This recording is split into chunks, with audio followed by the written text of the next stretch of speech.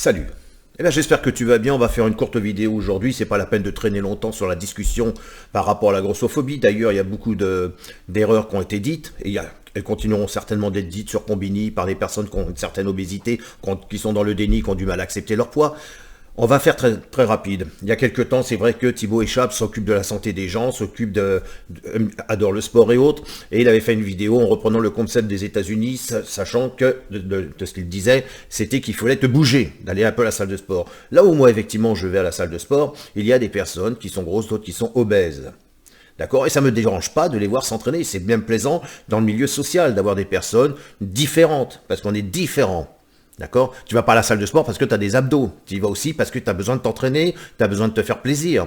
Hein, tu peux aussi aller à la piscine. D'ailleurs, derrière moi, il y avait une vidéo que j'avais regardée d'une personne, justement, où elle avait eu son médecin avait eu comment dire, l'a mal diagnostiqué, n'a pas vu en elle qu'elle avait le syndrome des ovaires, et du coup, ça a créé énormément de problèmes et d'anomalies sur cette personne. Ce que je dois dire qu'il faut faire attention lorsque tu parles de grossophobie, c'est-à-dire l'aversion de la graisse. Parce que là, il y a une erreur. Effectivement, moi, j'ai une aversion de la graisse.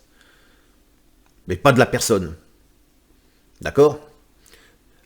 Ensuite, de dire à une personne qu'elle est grosse, par exemple, cette femme-là, elle apprécie qu'on lui dise, elle apprécie. C'est pas qu'elle apprécie, mais elle accepte qu'on lui dise qu'elle est grosse. Elle n'est pas grosse, elle est obèse. Elle a une obésité morbide. Les études, si on se base sur l'IMC, fait que tu peux aller de la maigreur jusqu'à l'obésité massive. D'accord? C'est un problème de trouble alimentaire et aussi qui peut être un problème de santé. Maintenant, quand on dit à une personne que tu es gros ou que tu es grosse, ça veut dire que tu es en surpoids, ça veut dire que tu as un embonpoint, ça veut dire que ton IMC est compris entre 25 et 29,9. Ça, c'est être gros et être grosse. Surpoids et embonpoint. Voilà ce que c'est, le mot gros. Maintenant, au-delà de cette grosseur, ce qui est inférieur ou égal à 30 sur l'IMC, c'est de l'obésité. Ça peut aller de l'obésité modérée, sévère, massive, qu'on dit aussi morbide. Donc, quand on dit à quelqu'un qu'il est obèse, parce que justement, cette femme, elle disait, c'est au médecin de diagnostiquer son obésité, mais pas aux gens. Ben non, moi, quand je vois une personne, je sais si elle est grosse ou si elle est obèse. D'accord?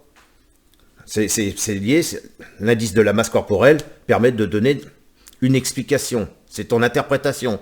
Voilà. Donc, arrêtons de dire aux gens qu'une personne obèse, c'est de la grossophobie, puisque ça n'en rentre pas dans le cadre de l'obésité, la grossophobie. C'est le cas de quelqu'un qui sera en surpoids. Allez, moi je vous laisse et je vous dis à bientôt. Salut.